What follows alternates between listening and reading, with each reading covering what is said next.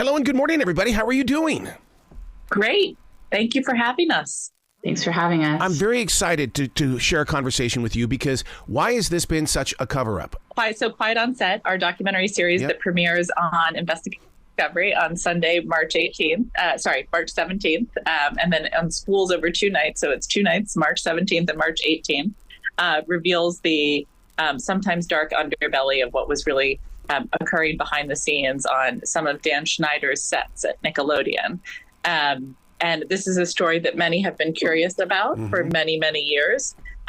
Many individuals had seen footage from these shows that contained, they had seen skits that were arguably sexual in nature and featured child actors at the time, and wondered what was really happening behind the scenes that sort of facilitated or enabled these skits to be made. And we thought that was a really legitimate line of questioning, and we think it's very important to deeply interrogate the way culture is made, because culture, of course, is consumed by hundreds of thousands, if not millions of people, and in this case, kids, and influences their sense of what's normal. You know, for the past 7 or 8 days, there's been a lot of what I was calling clickbait. And until I really got into what this is all about, I just thought it was clickbait with these stories. But now with you bringing this out here even more, it's going to become the conversation, and people are going to be sitting there watching these different shows in a way different way. I think certainly working on this project has completely changed the way in which we perceive these shows. Yeah. The more you know about the conditions under which they were made, I think, and the more closely you simply look at the content itself, the more you see and the more you perhaps question whether or not it was appropriate, period. Yeah. And I think one of the other, things that we learned as part of this project is as we, reached out to people and spoke with people and began to, understand that for many of these former child actors, crew members, people who worked on these sets, the experiences had a long-standing impact on them as well, that has shaped them and ultimately shaped, their lives, and what they produce shaped, the culture as well. Yeah, because we've all grown accustomed to the fact that, oh my God, they're in the big time. They have the greatest life on the planet. We don't know the story. Now you're bringing the story forward to us. I mean, I've been with Drake Bell. I mean, the conversations we always had were upbeat and fun, and then to learn new things about him. Now I just want to embrace him. Mm-hmm. Yeah, I think certainly there's a dark underside to fame. And I think that we're in the midst of an interesting moment culturally in which we're understanding that there is a dark underbelly to fame, right? I think there are a number of projects and moments that have sort of created and developed that sense of it. You mentioned that many of these, that we tend to imagine that celebrities are experiencing a really wonderful life. Yes. And that they're sort of existing in this place in which they're celebrated and their work is celebrated, and they have, fame and fortune and often good looks.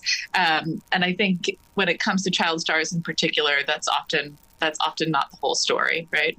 Wow. There's a lot of, power dynamics at play for children, right? Child actors, sometimes they're a breadwinner in their family. They're, they're not adults. And they often have very big dreams and pressures on them. And, a showrunner or people on the set who are adults have the power oftentimes to make or break their future. And you may not always feel the power or the agency to speak up when you're uncomfortable. When you do a docuseries like this, don't you have to look over your shoulder, because you're taking on a big company. You're sharing stories that have always been swept underneath the rug. We move carefully.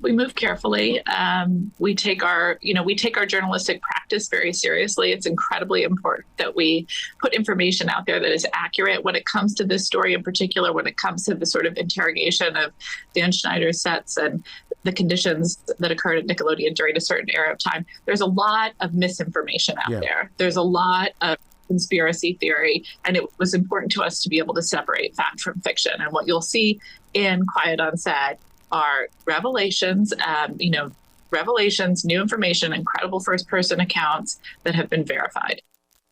And I think what we really wanted to do was to center the voices of people who had, felt like their voices and their experiences were in the shadows, and rely on those first-person accounts in Quiet on Set.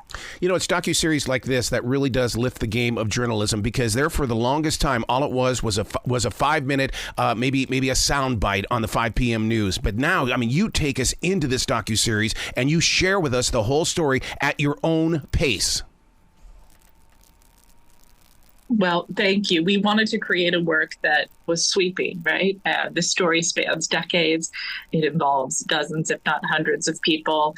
It arguably involves hundreds of thousands of people if you're including the audience in it. So it was important to us that we open our lens, right? That we open our aperture and contextualize these incredible first-person accounts. Yeah. And we're so grateful to our partners at ID who gave us 4 hours of the space to really include a number of incredible first-person accounts. Is it going to grow beyond this in the way of, is there a website for those that, you know, that are a little shy and don't want to come out but just need to talk to someone because they did experience something?